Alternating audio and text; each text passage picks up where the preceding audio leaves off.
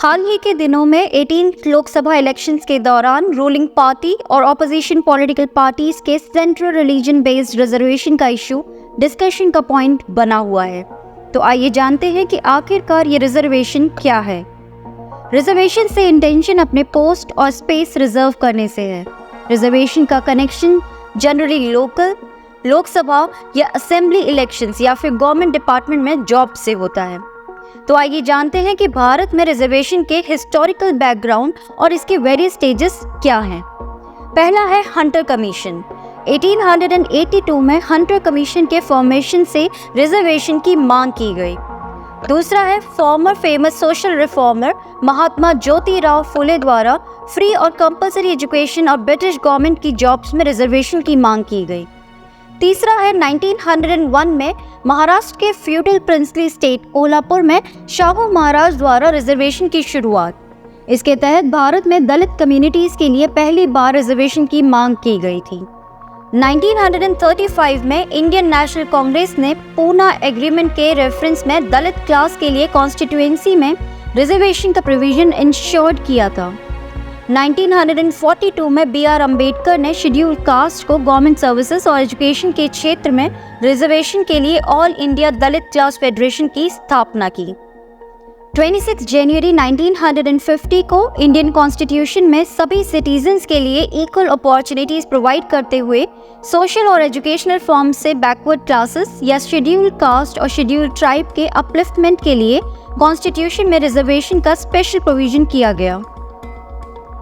1953 में सोशल और educational form से बैकवर्ड क्लास की सिचुएशन का इवैल्यूएशन करने के लिए कलेलकर कमीशन का फॉर्मेशन।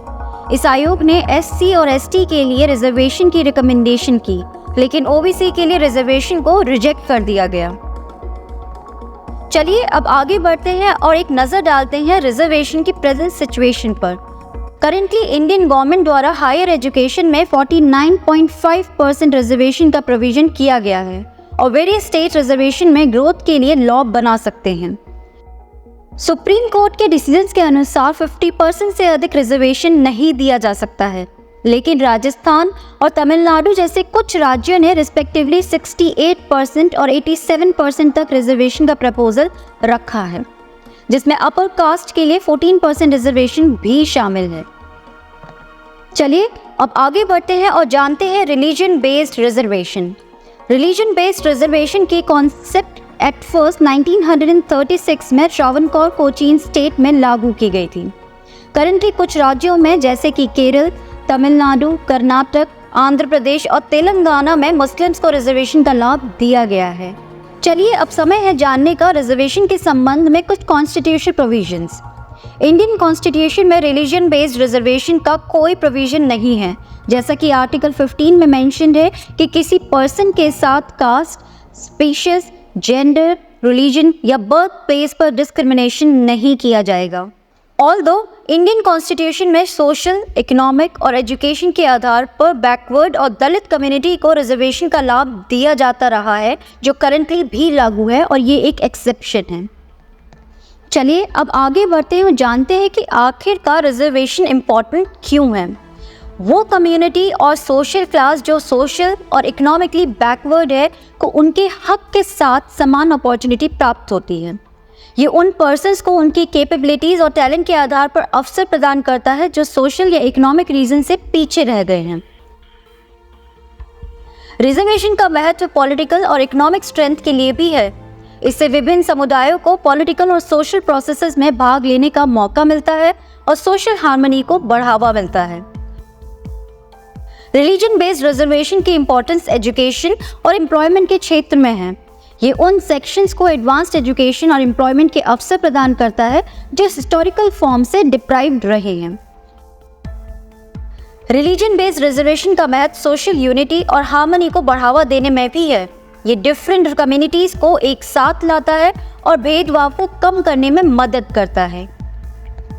अब जहां एक तरफ इम्पोर्टेंस है तो उसका क्रिटिसिज्म भी होगा, तो चलिए एक नज़र इस पर डालते हैं। अब कुछ लोगों का ये मानना है कि ये सिर्फ कुछ वर्गों के लिए अवसर प्रदान करता है और अन्यों को इनअप्रोप्रिएट फॉर्म से रिस्ट्रिक्ट करता है। रिलीजन बेस्ड रिजर्वेशन के कुछ ऑपोजिंग एलिमेंट्स ये मानते हैं कि इससे डेवलपमेंट और प्रोग्रेस में बैरियर आती है, क्योंकि ये स्किल और कैपेसिटी को उनके अनुसार नहीं चुनता। रिलीजन बेस्ड रिजर्वेशन को लेकर सोसाइटी में कंट्रोवर्सी क्रिएट होते हैं जो इंडियन सोसाइटी को स्प्लिट कर सकते हैं और सोशल हार्मनी को कमजोर कर सकती हैं। कुछ लोग ये भी मानते हैं कि रिलीजन बेस्ड रिजर्वेशन का यूज करप्शन को बढ़ावा देता है, क्योंकि ये वर्किंग कैपेसिटी की बजाय कास्ट या रिलीजन के आधार पर जॉब्स और कोर्सेज के डिस्ट्रीब्यूशन को डिटरमिन करता है। कुछ लोग कॉन्स्टिट्यूशन के वैल्यूज के अनुसार रिलीजन बेस्ड रिजर्वेशन को अनवांटेड मानते हैं, क्योंकि ये पर्सनल फ्रीडम, इक्वालिटी और प्रिंसिपल ऑफ जस्टिस के भी खिलाफ है। तो ये थी पूरी इंफॉर्मेशन रिगार्डिंग दिस टॉपिक। जल्दी से इसके निष्कर्ष को भी जान लेते हैं। रिलीजन बेस्ड रिजर्वेशन की हिस्ट्री इंडियन सोसाइटी में सोशल जस्टिस और इक्वालिटी के लिए एक इम्पॉर्टेंट स्टेप रहा है, लेकिन उसके इफेक्ट और यूज़ को लेकर कंट्रोवर्सी भी हमेशा रही है। इसलिए रिलीजन बेस्ड रिजर्वेशन के इम्पोर्टेंस और क्रिटिसिज्म का समय समय पर इवैल्यूएशन किया जाना चाहिए, ताकि उसके यूज़ में इम्प्रूवमेंट किया जा सके और सोसाइटी को एडवांस करने के लिए अप्रोप्रिएट पॉलिसीज़ को एग्जीक्यूशन में लाया जा सके। So this is all information I have got for all of you regarding this topic. ऐसे ही करंट अफेयर की वीडियोस के लिए kindly subscribe to our YouTube channel and stay tuned. Thank you so much and have a great day.